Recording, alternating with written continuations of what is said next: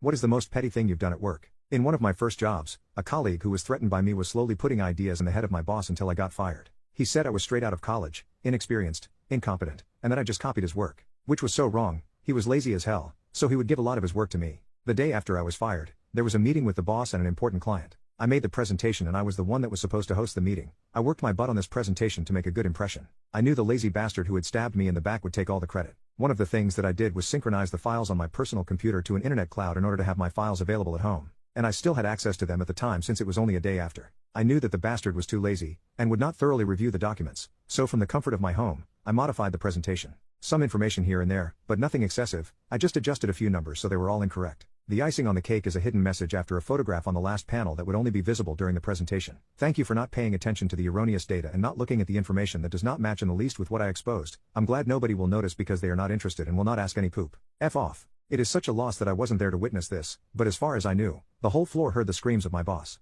The guy got fired of course, and they didn't get the client. The most petty and satisfying thing I have done.